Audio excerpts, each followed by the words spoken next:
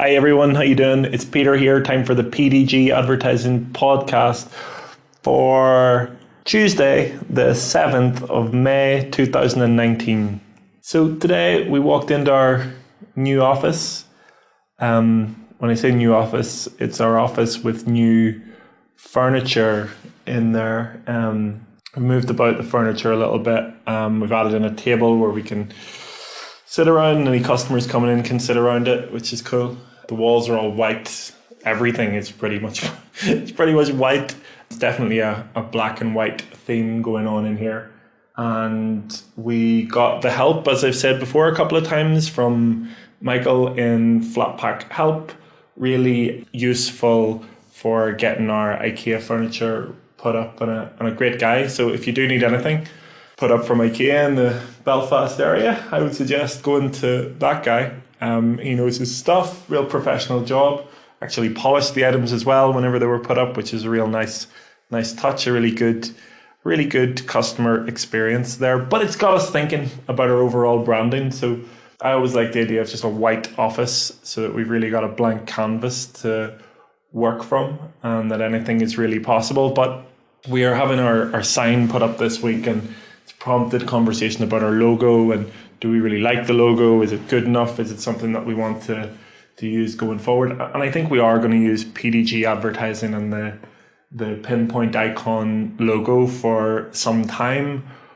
How long it is, I don't know. I think it'll at least be a year. It might be forever. We might create sub-brands under it. And the reason is I don't think we've got enough of a run out of PDG Advertising yet. I think it's something that we need to grow with a little bit for the next while, and let's see where we end up in a year's time. But that's something that we've been thinking of. I mean, whenever we were thinking of new brand names, we were throwing around some ideas, and one of them was Fire Advertising and AdWorks, and it's got to be something like that. I think it's got to be something that inspires you and matters. I don't think PDG Advertising necessarily does it.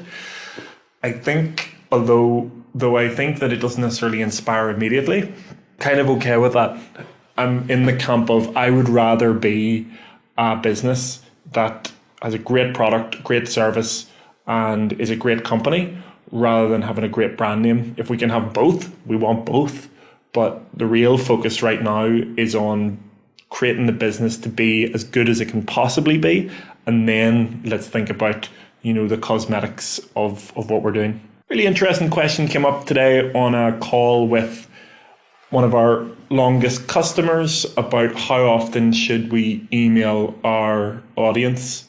And there's a lot to consider. I don't have the answer here right now, but I know what we do for customers and what we see others doing. And I think I know what works and what doesn't. And there is an ultimate answer, I suppose, and we'll get to that. But right now, for our customers, we have at least one email going out per week. So sometimes it's more. Sometimes if there's a competition or a special offer or a new product comes out, then along with a weekly newsletter email, there'll be an announcement email or a competition follow-up email or something to that effect. So really it's a maximum of 2, but the emails go so well that they around the table on the team call this morning, we were thinking maybe we do more emails. We see some other competitors. My customer sees some other competitors of his doing more than, one email per week. And I think it really comes down to, can you add value with the emails that you're sending out? Do they, if you can't add value in any emails, then don't send any out. If you can add value in an email, or you can add value in 6 emails a day, which I doubt that that's possible, but if you can have 6 emails a day going to someone and it's still on the 6th email on that day, it still adds value, then you're doing the right thing. So I guess when you put it like that, an email per day doesn't even sound out of the realms of possibility, because you post every day. Why not have an email sent out every day? I think in terms of keeping close to the brand, that's a real possibility. Couple of caveats. Obviously, you must have permission to email people. GDPR compliant emails, all of that stuff is very important. But as to the tolerance of someone to keep subscribed to you, I think that's something that only comes out through, a month's worth of testing hit it as hard as you can with as many emails as you want to, and that adds value, and find out if you've had a detrimental impact on your brand, or if the reverse happens, you see an increase in revenue or an increase in engagement. So how many emails can you send out in a week? The answer is, I don't know, but I know how to get to that number. It's however many emails add value to your customers, and that can only be found out through testing. We're doing some work this week in terms of our values, the values of PDG Advertising and how that works. And while we are a very young business, it's important to start off on the right foot. And we've been thinking about some of the values internally that we can start to have front of mind. And when I say front of mind, I mean very front of mind. In the office, Anthony and I sit facing a wall, and there is space on that wall to put up our values in there. I remember in another company that I worked in, if anybody asked anybody in that business what the values of the company were, they were able to say them really quickly and remember them. And that was quite unique. And it was because the values were up on every wall, on every door pass, on every piece of literature, on everything. So it was in a very important mantra, and it was a very important document. So that's something that I'd like to bring into this business for sure. And the three things that we're keeping front of mind are customer growth, customer satisfaction, those two kind of come hand in hand, and brand awareness. I think these three things, if we focus on those for our customers, then we cannot go far wrong. Surely that's what businesses want from an advertising agency such as PDG Advertising: customer growth, customer satisfaction, and brand awareness. And the things that we're doing now should contribute to those three things. And what we're going to do in the office is we're going to put those three lines up in a poster, and that's going to be our first step into brand mantras, our mission statement, our pillars, the things that we believe in. And those three things are our mission and our goals right now, but we'll expand on it as time goes on, and I will share that with you. Time is a really valuable thing in PDG advertising. In advertising itself, you could spend a lot of time on something and then find out that there was an app for it that would do it in 10 seconds. We have a customer that has come to us just this morning and asked us if we could help market their store. They haven't got it fully set up yet. They're a big Amazon seller, and on Amazon they have 250,000 SKUs. It works out about 10,000 products or so, but the variations mean that there's like 250,000 individual items that need to be brought over from Amazon into Shopify. So this customer has created a plan to have a legion of people, of admin staff, move those products from Amazon over to Shopify. But we said, look, let's see if we can do something that we've done for another customer and use an app to transfer them all over in minutes. And there is an app, and we're going to be able to do that. But what that means is that in practically everything that we do, there's the opportunity to waste time. And the thing that has stopped me from wasting time, and look, I'll be really honest, I waste a bunch of time, like a hell of a lot of time. But the thing that keeps us from wasting time, and the thing that stops us from wasting time, is systems and processes. And that's something that's really important. And we've instigated something today that I wanted to do for a long time. And between the team here, we are instigating a workload process where work comes in, we estimate the amount of time it's going to take, put down deadlines, and we have reasons as to meeting them and reasons to missing them and what goes wrong. So creating that, it's something that's very close to timesheets that I've worked with before, but I don't particularly want to create a system of timesheets in PDG advertising right now. I think that it's a bad idea because they can be quite, I don't know if the word's tyrannical, or they can become a rod to beat you with, and I don't want that to be the case. So what we're doing is testing out a basic spreadsheet of what we're doing and how long it's taken, in order to find out if there's anything that we're doing that's wasting time, or if I'm wasting time, or how things could be done better. I mean, that example of Amazon to Shopify is a prime example of where a lot of time could have been wasted. Time is money, and that is something that is very prominent on our minds here at PDG Advertising. So I'll keep you updated as to how that goes and if there are any real breakthroughs from that process and document. I just wanted to take a moment to give a very brief mention to anybody that has listened to this podcast in the last couple of weeks. In the last 4 days, we've seen the listening figures go from very low to still very low, but slightly higher. But it means that people are starting to pick it up, and I really appreciate any time you're spending listening to this, and we'll keep doing them. I'll keep doing them. They'll get bigger, they'll get better, the quality will get better, the content will get better. But this is it. We're just sharing our journey and, letting the world basically in on it, which feels good, but maybe felt scary if this was 2 or 3 months ago. I think we're in a great place to share this journey. But if you're one of the people that has picked up over the last few days, I really appreciate it, and I look forward to creating more content for you as we go forward. Wanted to touch briefly on something that we came across today. There is an eternal battle between web development and web design. I should put web design first and web development design.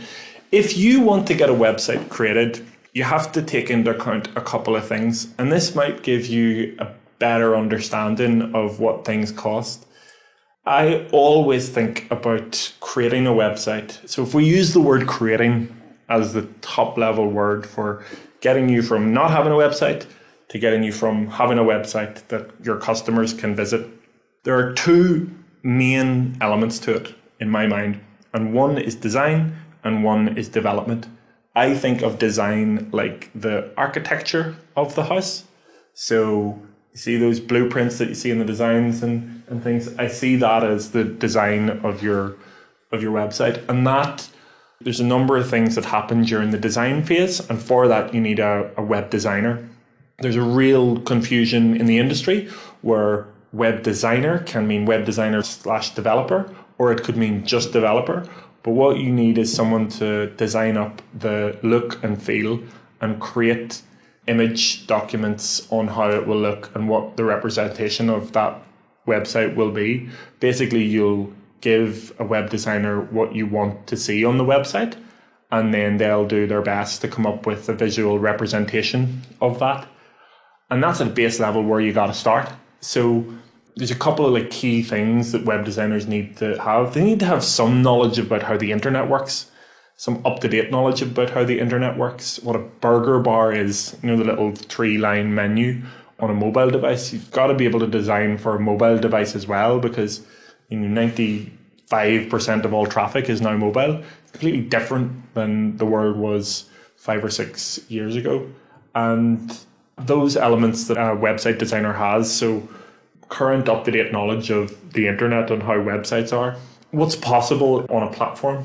Ideally, you'd want to have the web designer and web developer in a room to start off with, so you could plan it out in the first instances of it. And that web designer also needs that website design person, they need to have the ability to download things into something called PSDs, which are the files that they can then hand over to the web developer in order to have the web developer do what he needs to do. And what the web developer does, this is the second phase of it. There's probably a lot of smaller phases in it, but the second phase of it has to be where the web developer takes the designs and makes them happen online. A lot of times you find is you hand over a project to a web developer and you expect them to do the design and the development of it. But it's kind of, in my mind, like having the builder design your house and build your house, the same person. And I think that's a bad idea. I think there are two very separate disciplines, and it is rare. I have seen it. I know a couple in Belfast of individuals who are able to design up a website and develop it up, but it's rare. It is really rare to see those two disciplines together. I don't know whether it's one being creative and one being more technical, but the majority of times where we've ever seen someone hand over a project to a design/developer, it goes wrong and there's a lot of confusion. So I guess at the start, there should be clear specifications as to what's supposed to happen. It should go to a designer, and then it should go to a web developer, someone who can actually turn into reality what it is that you want. When you don't have that design eye to start off with, web developers can tend to go off in their own way. And what they think looks awesome maybe just doesn't to you. So agreeing that design first and then not deviating from that design without good reason, it is possible for an experienced web designer to design up something that doesn't make a whole lot of sense in the development world, and maybe there needs to be something done around that, but it shouldn't be too far away from it. It should be as close as humanly possible to how it was designed. So that's going to be something that's going to come up in the future, and it's something that we're going to help more customers with, understanding those are the steps that need to happen in order to create a really great website. We work with contractors still on a daily basis. One of our contractors is Tanya. She's a Google Ads specialist. She's done a really, really good job for a number of our customers. And I took a little bit of time. I think it's important to take a little bit of time out, a little bit of time just to catch up with anybody that's doing work with you or for you. It's about supplier relationships, and it's good. So it took about 5 minutes to catch up with Tanya, and it's so funny, we found out something really cool. So we knew Tanya was Google Ads certified, but I was able to have a conversation with her about the ad certification process, and she said, yeah, it's good, but all the exam questions in the world don't actually help you in the real world. Execution, actually doing the work, is the only way to get experienced in it. And I could not agree or believe that more. I mean, there's so many online articles and so many, how-tos and so many websites these days that are claiming to know something whenever and tell you something. And then, it's only whenever you're in it that you realize this is wrong, or this didn't work, or this didn't work out. And it to me, that's something that's very important in the people that we hire here and the business that we create, that we're actually part of executing and we're doing the things that we say that we do. It's a big part of why we've got this podcast. And it was a nice thing to have 5 minutes with Tanya and ask her, how things were, and also find out a little bit more about, what she does and what she likes. So I also mentioned to Tanya that she should listen to the podcast or connect up with us on social. So if you're listening, Tanya, thank you for today. And it was good to talk to Tanya today. So guys, that's it for the PDG Advertising Podcast for today. Thanks again for listening, and I look forward to creating tomorrow's for you. Have a great day.